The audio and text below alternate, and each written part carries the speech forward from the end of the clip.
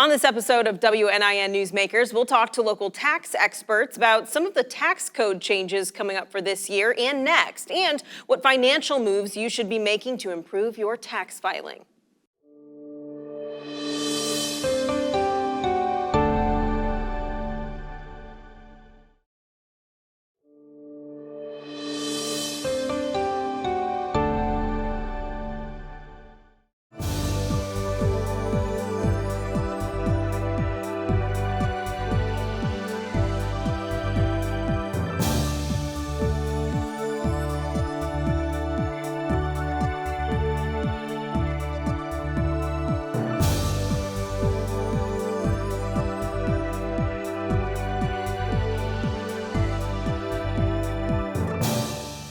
Welcome to WNIN Newsmakers. I'm Jessica Costello, evening anchor for Eyewitness News. Today we'll be covering taxes. What are some of the basic changes, some deductions that are often overlooked, and financial decisions you should be making long term? Our first guest to help us sort through this complicated topic is Dr. Brett Butel, an associate professor of accounting at USI. Thank you so much for joining us. Thank you for having me. Of course. Like I just said, complicated topic sometimes for a lot of people, and there's a lot of information to be known. So let's start with some of the tax changes that might be happening for 2023. Yeah, so there aren't any huge changes that are happening for 2023. Some of the main changes, a lot of the legislation that came out with the COVID-19 pandemic, a lot of that's expired. So there was an increased charitable contribution deduction that was an above-the-line deduction. It was $600 for married filing joint, $600 for single. That has expired, so you still have the charitable contribution as an itemized deduction. You don't get the above-the-line deduction anymore. And there were a couple other changes that happened with COVID. There was unemployment compensation. There was a tax-free portion up to $10,200. That's no longer available. So some of those COVID changes have kind of went away. So we're kind of reverting to the mean, if you will, to the pre-COVID times back when the Tax Cuts and Jobs Act was passed. But some changes that have happened. So specifically in Indiana, Indiana has a college choice 529 plan. There's a 529 plan at the federal level where you get a federal tax benefit. You contribute after-tax dollars to a savings account for your child to save for college. That grows tax-free, and it comes out tax-free if you use it for qualified higher education expenses. But Indiana has a college choice 529 plan that has a 20% tax credit for dollars that you contribute to that 529 plan. So you have a state tax credit that comes with that. In 2023, they actually increased that amount from a $1,000 tax credit to $1,500. So that increase is something that I think taxpayers may want to be aware of. And also the Secure Act 2.0 went into effect in 2023, so the required minimum distribution age actually was raised from 72 up to 73. So the Secure Act in 2019 raised from 70 and a half to 72. It's actually up to 73 now. So those that are at around that age might want to see if they are required to take required minimum distributions with that new age limit. Okay. And even though 2023 is over, everybody likes to save money and maybe get as much as they can back. Sure. Are there any moves that people can still make? Yeah. Now the tax year's over, so you're kind of limited on what you can do. But there are still a couple, and they mostly center around some investment accounts. So if you have, say, a traditional IRA, you can still contribute to that account and have it count towards your 2023 taxes. So a traditional IRA, you contribute pre-tax dollars, it grows tax-free, and then you're taxed when you take it out of retirement. So if you're contributing after-tax dollars to that account, you can still obtain a deduction in 2023, so long as you make the contribution before April 15th. Now you're capped at $6,500 in 2023 for single, $13,000 if you are a couple. So make sure you're within that threshold, but you can still make contributions to count towards your 2023 taxes. And still with the HSA, similarly, you can make contributions that are pre-tax contributions that grow tax-free, and actually if you use them for qualified medical expenses, they come out tax-free. So if you're contributing after-tax dollars to that account, you can still obtain a deduction in 2023, so long as you're under the threshold for your HSA. Now, I know we're so laser focused on 2023, but Yes. If we're looking into 2024, are there any changes coming for that year? Yeah, there's not too many changes. Like I mentioned, 2023, there wasn't a lot of changes, but some of the changes that are coming down are the federal income tax brackets, the thresholds have rose about 5.4%. So that's a pretty decent increase. So maybe you didn't get a 5.4% raise, or maybe you didn't get a huge raise in 2023. In 2024, more of your income is going to be in those lower tax brackets. So you might need to look at your withholding to see if your withholding too much from your paycheck because the tax brackets have risen. Also, the standard deduction went up from $27,700 for married filing joint up to $29,200. So a pretty decent jump for that as well for tax savings. And then in Indiana, the state income tax went down from 3.15% to 3.05%. And that's part of a multi-year process to get the state income tax down below 3% through 2027. So you're going to see a little bit of tax savings at the state tax level as well. And in 2024, the Secure Act 2.0 has exempted Roth employer accounts from required minimum distribution. So if you have a Roth account through your employer and you're 73 or over, you do not have to take required minimum distributions from that account starting in 2024. Okay, if somebody has filed for 2023, obviously, hopefully they do that soon, Yeah. and maybe they're not happy with what they got back, how do they prepare for 2024 and they focus on those deductions that maybe they need to focus on for that year? Yeah, absolutely. So anytime you file your taxes, I always recommend reviewing your withholding, right? So your withholding, and if you're self-employed, they would be estimated tax payments, but review how much that's coming out of your paycheck each month. Like I mentioned, the state tax the state tax is going down from 3.15 to 3.05. The income tax brackets are going up for federal. So see, am I getting too much of a refund, right? So everybody likes to get a big refund. That's always nice at the end of the year. But that's money. If you're getting too big of a refund, that's money that you might rather have in your paycheck throughout the year. So I'd always recommend looking at that withholding, ensuring that you're not taking out too much. It's nice to have maybe a $500 or $1,000 cushion that you're getting as a refund, but anything more than that, see if it's possible for you to look at that withholding to ensure that you're not having too much taken out of your paycheck. Absolutely. When do you think would be a good time to start thinking, okay, maybe I need to see an accountant to help me look over some of my tax filings and whatnot, or when can I do it myself? Because I know sometimes you have an easy enough kind of status to go through something like TurboTax, but sometimes it can get complicated. So what does your expertise say? Yeah, I would say that kind of varies individual by individual. So if you're comfortable with and you don't have a very complex tax situation, maybe your personal tax prep software is good enough for you. But if you've got a more complicated situation, maybe you got children, you're saving up for college, you're trying to do some estate planning, maybe you have a lot of retirement accounts, maybe you have a brokerage account you're trying to invest in, a bridge account to try to bridge that gap if you're trying to retire early. Those are all situations I'd recommend maybe seeing a financial advisor or professional. But if maybe you're not, maybe you're kind of in between. The University of Southern Indiana, we offer what's called a volunteer income tax assistance program where we prepare taxes for free in the spring for community members. We've got 15 USI accounting students. I just met them Monday for our first session of class. And they're very excited. I've been overseeing the VITA program at USI for about 7 years, and it's free of charge. If you're interested, you can make an appointment at the USI Romaine College of Business office and call and make an appointment on Monday evening. Okay, perfect. Well, what about some of those deductions that people often miss when they're filing taxes? Because I'm sure that there are some that people miss, and then they're like, dang it, I really wanted to take advantage of that. Absolutely. So talk about some of those. Yeah, there's a few. One that I always push if people ask me is a health savings account. It's what I like to call a triple tax advantaged account. There's no other investment account like it. So you essentially put money in tax-free, grows tax-free, and you withdraw it for qualified medical expenses, comes out tax-free. So that money that goes to qualified medical expenses is never taxed by the government. So that's a pretty unique situation. So the threshold in 2024 is around $7,750 for a family. So you can contribute up to that much into your health savings account. And another benefit of it is that the IRS has issued guidance where if you contribute to the health savings account, your investments can grow in that tax-free, and you can reimburse yourself as far in the past as you want, as long as the HSA account was open at the time the medical expense occurred. So you can actually kind of use it as a retirement account, and it grows tax-free. And at age 65, that actually can turn into somewhat of a traditional IRA, where maybe you don't have enough or maybe you have too much in there, and you've reimbursed yourself, you're paying your current medical expenses, and you want to take more out. You can actually take it out without the 10% penalty, and it comes out and just at your normal income tax rate. So it's really a great way, and that triple tax advantage is something that I always recommend people to look at. But you do get that initial deduction in the current year, but in the future tax planning, you get those additional benefits. And then for the state taxes, there's a couple that Indiana has that maybe not other states have, and especially at the federal level.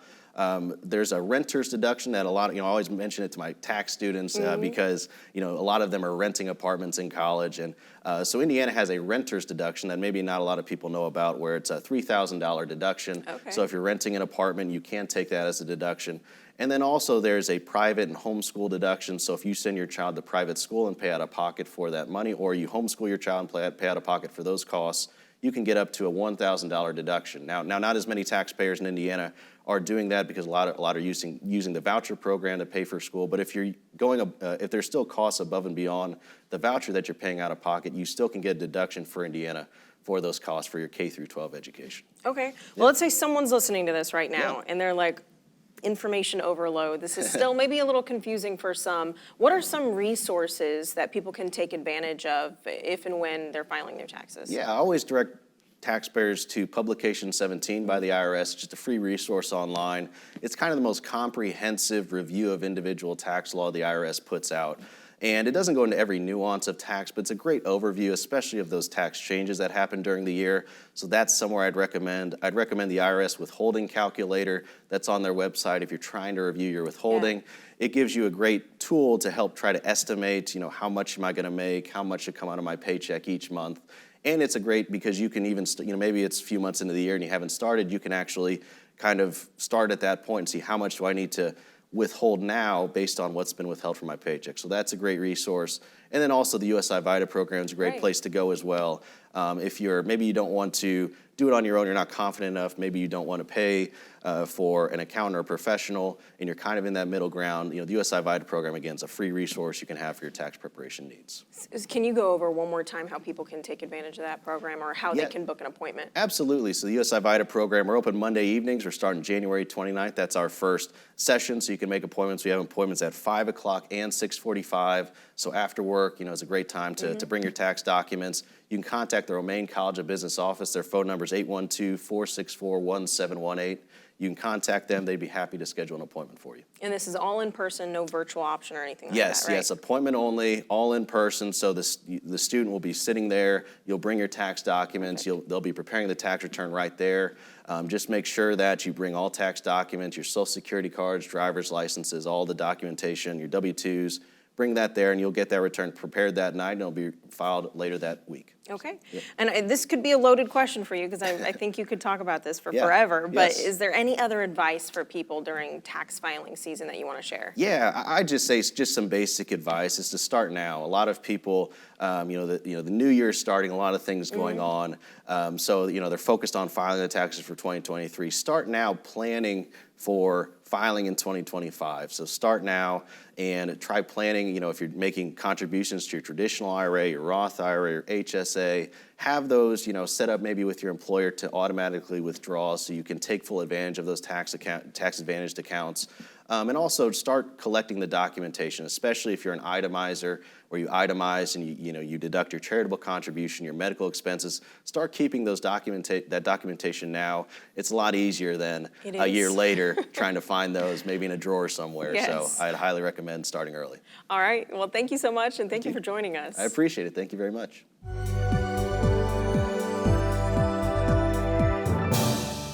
Kim Wren, a financial advisor at Berger Wealth Services at Bayard Private Wealth Management, will talk to us about some of the financial moves people can make if they have extra money to work with. And thank you so much for being here with us. Glad to be here. Well, there's a lot to talk about. We Absolutely. have a lot of little intricate things that I know we were talking about before we started here. But first, I'd like to maybe go over a generalization of what tax brackets are. Yeah, absolutely. So tax brackets, people are taxed at different tax rates. Your income falls into different buckets. Those tax rates are actually at a pretty historical low. The highest tax rate used to be up into the 90%. So for very high income earners, everything above a certain threshold was taxed at kind of the 90-ish% range. Right now, our highest income tax bracket is 37%. Okay. So everybody in their working and earning years pays somewhere between 10 and 37% on every dollar earned.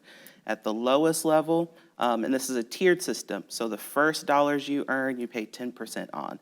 The next dollars you earn, you pay a little bit more on. The next dollars you earn, and kind of up through that tiered system, until you're earning enough income to be taxed at the 37% tax bracket. So a lot of things that are something that a lot of clients and people get mixed up is that if you're in the 37% tax bracket, that doesn't mean all of your income is taxed at 37%. It kind of leads up to that point as your income grows and is taxed at that tiered system. If somebody's filing this year and they're looking to figure out when to itemize and when to go with the standard option, Sure. what should they know? Absolutely. So the standard deductions are a lot higher right now than they were back in, let's call it 2017. The standard deductions went up pretty significantly in 2018, which meant that less people needed to itemize to get their full kind of deductions. The group of people that this impacts most are people who are very charitably inclined. Okay. So people who give a lot to charity kind of have a choice to make as to whether they give a little bit to charity every year and don't really get a tax benefit from it, or whether they give a bunch of money to charity every other year, which is a strategy that's called bunching your deductions. So you give a bunch to charity in 1 year, go above that standard deduction, which for a married couple is $29,200. So you have to be pretty, giving a pretty beefy Right. amount of money. So you give significantly 1 year, and then you don't give the other year, so you just take the standard deduction. Then you give a lot the next year, so you get the full charity benefit, and then you take the standard deduction the next year. So that's a strategy that we see a lot of our higher income and higher net worth clients using, so that every year they're taking full advantage of their deduction opportunities. Right. If someone out there is finding themselves in a higher tax bracket for the first time this year, Right. what would you recommend for them? Absolutely. So when somebody's in their lower income earning years, they're just starting out, their income is building over time. When it comes to saving towards their future, say for retirement, which is usually kind of the biggest project that we Yes. work on over time, especially with the clients that we work with, when they're in their younger and income earning years, we focus more on after-tax savings typically. So that's typically money that's going to like a Roth IRA. You put money in after tax, it grows tax-free. Then when you take it out after retirement, it's completely tax-free for you to use. And that makes sense when you're younger and your income is lower, because you're not paying as much taxes on that income anyway. You don't need as many tax deductions to help you Right. out. When you start crossing over in the 20, 24, 30, 35, 37% tax brackets, you're going to want to get your current taxable income down as much as possible. So that leads to things like maybe shifting some of that retirement savings, shifting the focus from Roths to more pre-tax accounts like your traditional 401k plan at work, traditional IRAs, and then other tax advantage accounts like HSA accounts, health savings accounts that help you save for health expenses later on in a tax benefited way, things like that. And then especially taking advantage of other things like if you have children or grandchildren that you want to save towards their education, taking advantage of 529 accounts for them. And I think I would argue that one of the most important things year to year is just keeping up with the changes that are Absolutely. happening during tax season. So can we go over some of the changes that people might see in 2023 in terms of higher income tax filers? Sure, yeah. Thankfully, there's not a ton of changes in the tax code for that are set to affect 2024 earnings, except for those inflation adjustments. So the less of your income is subject to higher tax brackets in general if your income stays the same, because all of the tax brackets went up about 5.5%. So that means if your income stays flat year over year, about 5.5% less of that income is going to be subject to that higher, whatever your top marginal tax bracket is, about 5.5% of that income. Less of that is going to be subject to that highest tax bracket. So those are the biggest things, are those inflation adjustments. Something else that's really interesting that I've not heard a lot about, because it's going to be a little bit longer, I think, before companies can implement it, is that those who are potentially, I think kind of the typical profile for this are young physicians, people who have a lot of medical school debt Okay. or a lot of student loans, who might be struggling to put money, to have the cash flow because of those student loans, to put money aside into their 401k plans at work. Employers are now allowed to count student loan payments sort of as 401k payments so that the company can still give those employees their matching dollars. So you could still work, you could still pay down your student loans, and companies can still give you those matching dollars without you having to both worry about the student loan payments and worry about funding your 401k.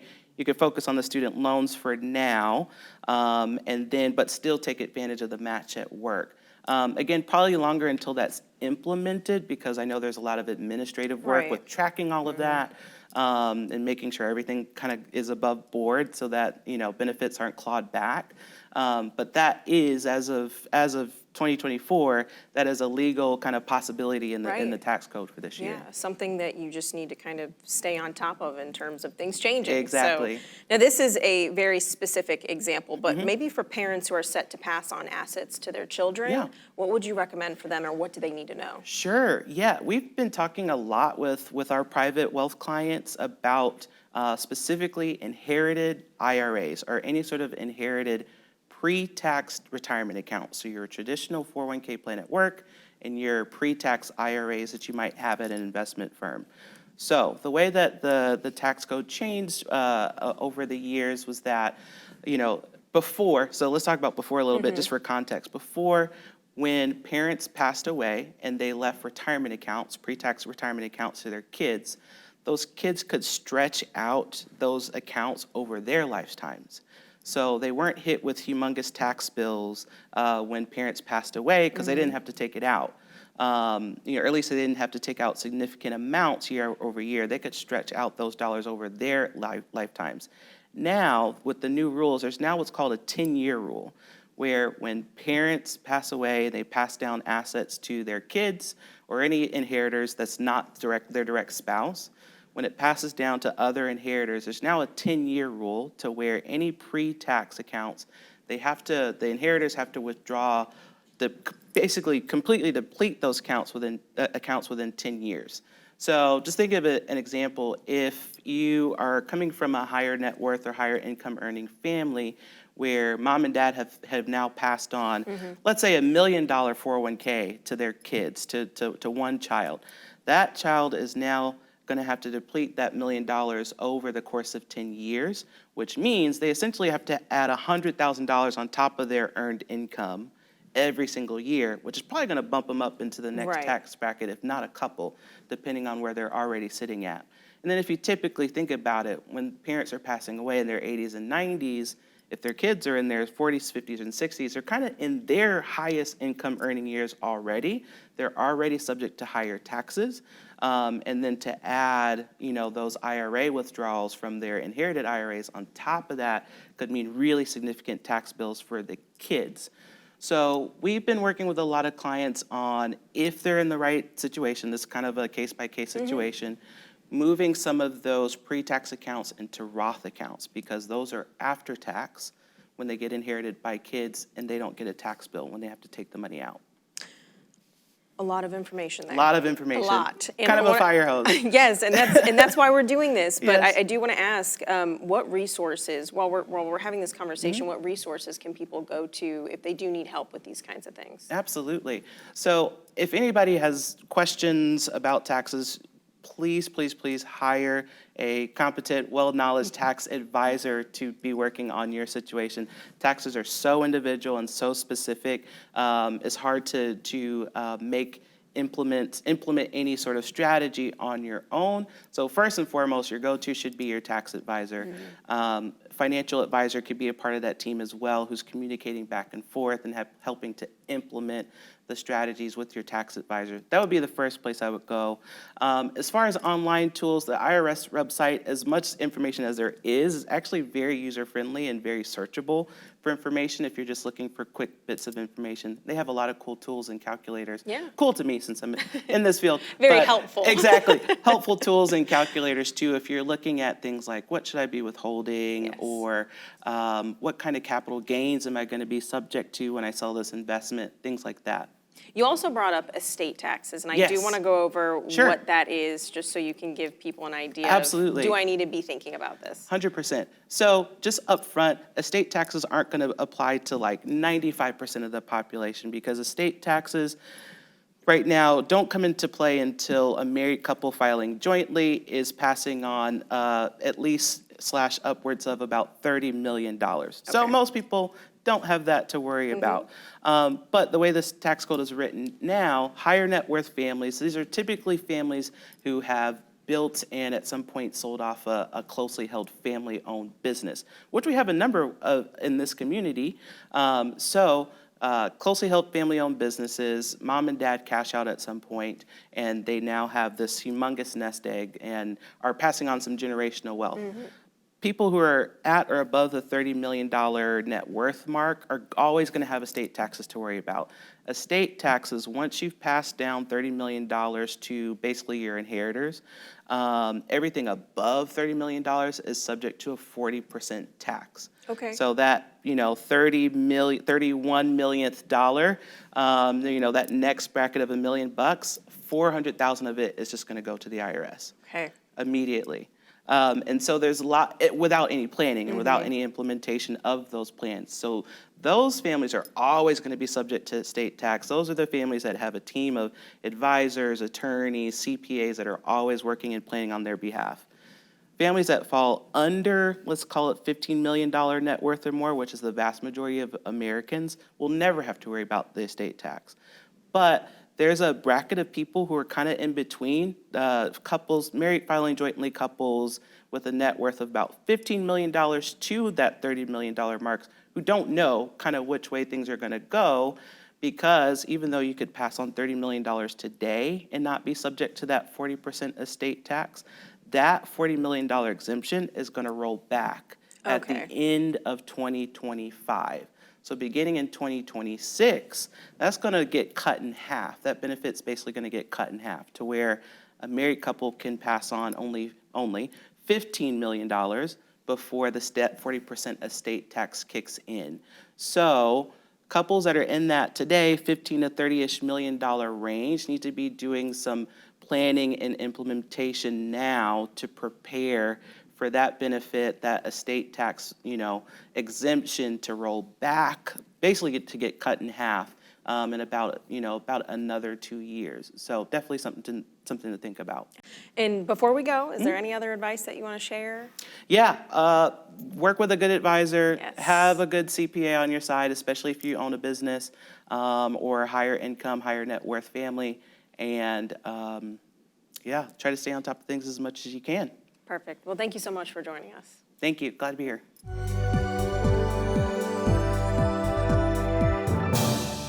Thank you to our guests for joining us today to help explain tax changes. Next week, we'll take a look at the veterinarian shortage, why there is one, and if it's going to get any better. Thanks for watching Newsmakers.